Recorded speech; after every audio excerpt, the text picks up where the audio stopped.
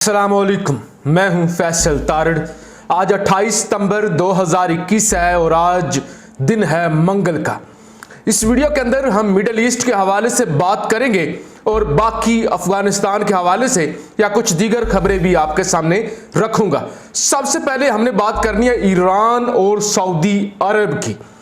अप्रैल के अंदर ये खबर आई थी कि बगदाद के अंदर ईरान और सऊदी अरब के मुज़ाकरात हुए हैं पाकिस्तान की मदद से। उसके बाद कुछ बर्फ पिघलना शुरू हुई, लेकिन बाद में आके मामलात फिर से स्टॉप हो गए क्योंकि ईरान के अंदर इलेक्शन होना था और नया सदर फिर आ गया, इब्राहिम रईसी, जिसको एक हार्ड लाइनर और कट्टर समझा जा रहा था। तो इसलिए मामलात रुक गए कि अब क्या होगा। डॉन न्यूज की खबर है, ईरान सऊदी अरब के दरमियान इब्राहिम रईसी के तकर्रर के बाद पहली बातचीत, और इसको बहुत ही पॉजिटिव लिया जा रहा है कि बगदाद के अंदर दोनों फ्रीकैन मिले हैं ताकि फर्दर बातचीत की जा सके। अब बातचीत करना सबसे बड़ी मजबूरी है सऊदी अरब की। पूछे क्यों?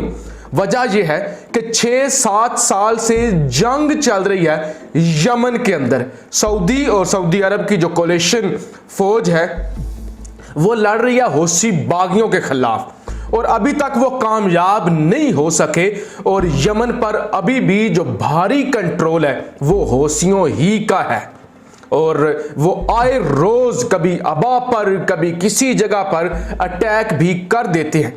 और सऊदी अरब एक ऐसा मुल्क है जिसके पास अपनी तो फौज है ही नहीं ना, बेकार सी फौज है, बेकार सी, अय्याश सी, उन्हें तो बंदूक भी उठाना नहीं आती।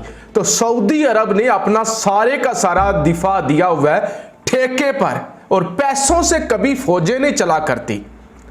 कितने ही मुल्क है दुनिया के अंदर और बड़े बड़े अमीर हैं, लेकिन आपने कभी नहीं सुना होगा कि उनकी फौजें बड़ी बहादुर हैं, उनकी फौजें बड़ी ताकतवर हैं। लिहाजा जुर्रत, बहादुरी, प्रोफेशनलिज्म एक अलग चीज है, पैसा होना एक अलग चीज है। पैसे की बेस पर आप किराए के गुंडे हायर कर भी ले तो वो आपका दिफा नहीं कर सकते, क्योंकि उनकी इज्जत का मसला नहीं होता, उन्हें बस पैसा चाहिए होता है। तो सऊदी अरब ने क्योंकि अपना दिफा ठेके पे दिया हुआ है, अमेरिका को कभी कहीं से कभी पाकिस्तान से मदद मांग ली और अमेरिका अब सऊदी अरब को छोड़ के जा चुका है। इवन जो पैट्रियट सिस्टम है, डिफेंस सिस्टम है, उसकी 2 बैटरियां जब अरामको पर अटैक हुआ था तो अमेरिका लेकर आया था, वो भी उठाकर ले गए हैं। 1 महीना पहले उस पर हमने बड़ी तफसील से वीडियो की थी।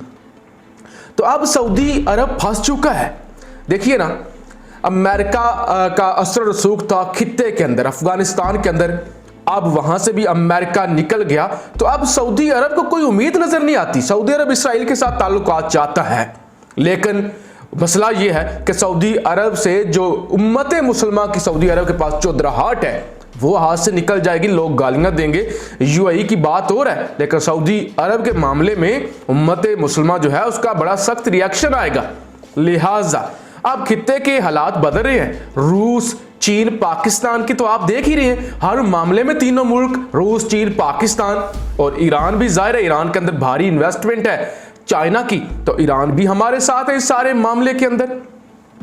तो लिहाजा अब सऊदी अरब की मजबूरी बन जाती है कि वो ईरान के साथ ताल्लुकात बेहतर करे, और ईरान के साथ जब तक ताल्लुकात बेहतर नहीं होंगे तब तक मोहम्मद बिन सलमान यमन की जंग से नहीं निकल सकता। जरा मुझे बताइए, क्या आप बाहर से फौजें मंगवाकर जंगें जीत सकती हैं?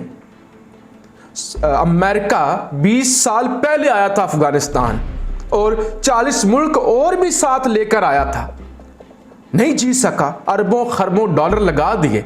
हालांकि अमेरिका के पास अपना असला है, अपनी फौज काफी प्रोफेशनल है उनकी, लेकिन सऊदी अरब का तो वो भी हाल नहीं है। तो लिहाजा सऊदी अरब के जीतने का तो सवाल ही नहीं पैदा होता। तो लिहाजा सऊदी अरब इस वक्त कोशिश कर रहा है कि वो ईरान के साथ ताल्लुकात बेहतर कर ले। तो इस सिलसिले में मुज़ाकरात हुए हैं बगदाद के अंदर, जो कि मैं समझता हूँ आलम इस्लाम के लिए एक अच्छी खबर है। एक और अच्छी खबर आपके सामने रखूँ। पाकिस्तान सी पैक की अफगानिस्तान तक तो सी पर बात कर रहा है। मंसूर अहमद खान पाकिस्तानी सफीर, उन्होंने ये इंटरव्यू दिया है कि पाकिस्तान की बातचीत चल रही है अफगान तालिबान के साथ और वो राजी हैं। अब अंधे को क्या चाहिए? दो आंखें।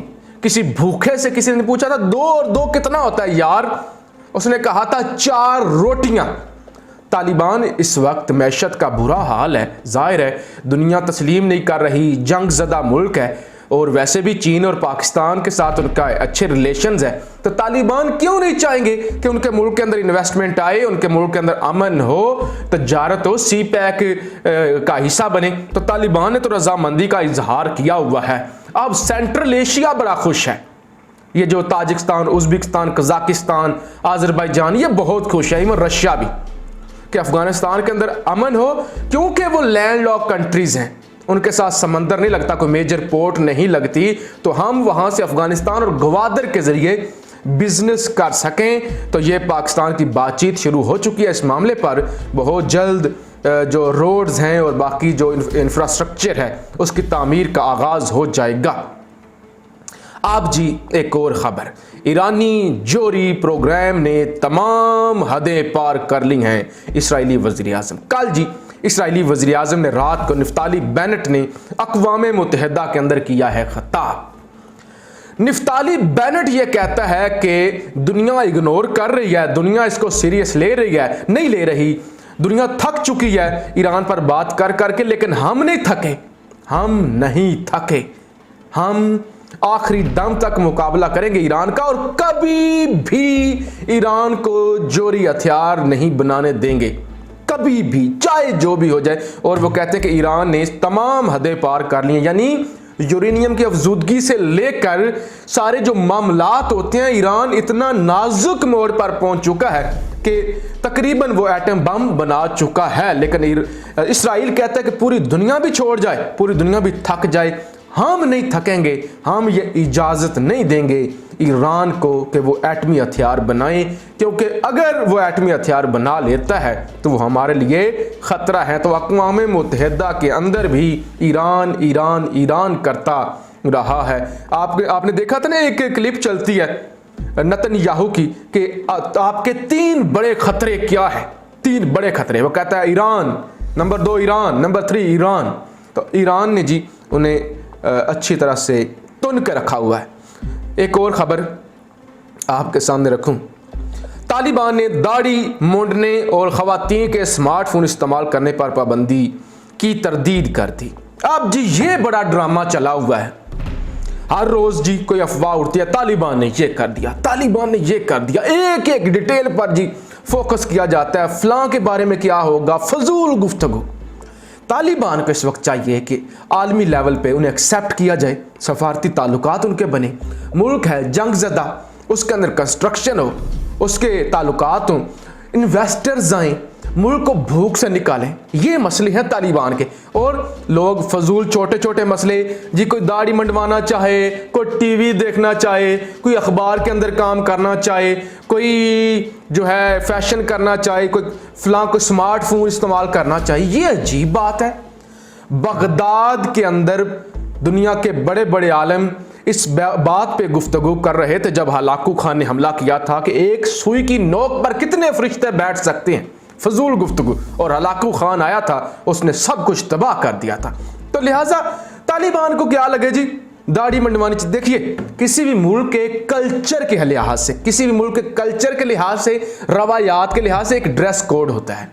जैसे पाकिस्तान है, पाकिस्तान का एक ड्रेस कोड है कि आपने कमीज शलवार और वेस्ट कोट पहननी है, जो कि हमारा कौमी लिबास है। लेकिन मैं आपके सामने टी शर्ट में हूं, मुझे तो कोई नहीं कोई कह रहा।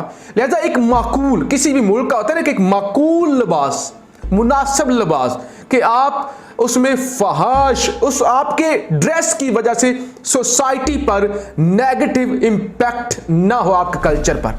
अदरवाइज आपकी अपनी मर्जी है। देखिए, किसी का ईमान, किसी का अल्लाह के साथ रिलेशन उसका जाती मसला है। मैं बेशक सारा दिन नमाजें पढ़ता रहूं, बेशक एक भी ना पढ़ूं, ये मेरे और मेरे अल्लाह का मामला है। बेशक मैं 30 रोजे रखूं, बेशक एक हफ्ता रोजे रखूं, मेरे और मेरे अल्लाह का मामला है। हाँ, लेकिन अगर मैंने रोजा नहीं रखा हुआ तो रमजान का एहतराम करना, बाहर जाके मैं गोलगप्पे मत खाऊं, यह कानूनी तौर पे जुर्म है। लिहाजा अपनी हद तक रह के जो बंदा मर्जी करे, ये फजूल किस्म की चीजें निकाल के ले आती हैं जी। दाढ़ी मंडवाने पर, वो फलां करने पे, दाढ़ी सुन्नत है, आपने रखनी है, आपको नबी की सुन्नत से प्यार है, आप रखें, साथ बिस्मिल्लाह। आप नहीं रखना चाहते, आप ना रखें। स्मार्टफोन आपकी मर्जी है, आप नोकिया का रखें, आप 3310 रखें, आप मोटरोला रखें, आप आईफोन रखें, आप अफोर्ड कर सकते हैं तो आप रखें। ये क्या बात हुई? दादा जी, इन फजूल चीजों से तालिबानों को भी निकलना होगा और कौम को भी निकल कर अफगानिस्तान की बेहतरी के लिए सोचना होगा। आखिरी खबर मैं आपके सामने रखने लगा हूं। जो लोग अमेरिका से प्यार करते हैं और अपने मुल्कों को बदनाम करते हैं, उनके बारे में ये गुफ्तगू होगी। अमेरिका में गुज़श्ता साल कत्ल के वाक़यात में 30% इजाफा हुआ।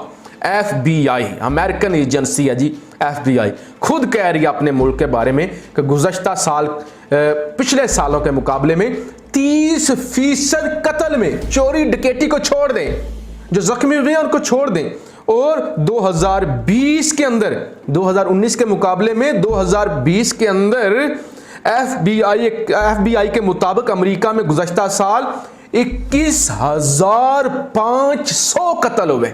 21,500 कत्ल।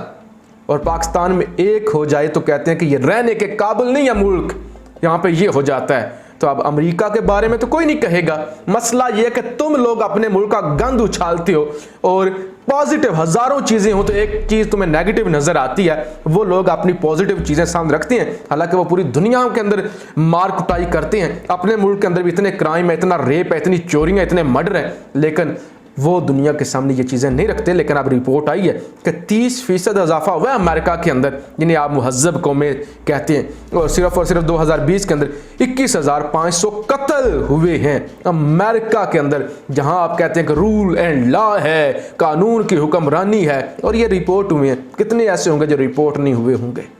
तो लिहाजा खुदा के लिए अपने मुल्कों से प्यार करें, अपने आप को प्रमोट करें, अपनी पॉजिटिव दुनिया के चीज़ें सामने रखा करें। दुनिया के अंदर भी बहुत सारा गंद है और यहाँ पे भी बहुत सारा गंद है, तो गंद उछालने से बेहतर होता है आप अच्छाई की तरफ आएँ, अच्छाई का प्रमोट करें। अपनी राय का इजहार ज़रूर कीजिएगा। पाकिस्तान जिंदाबाद।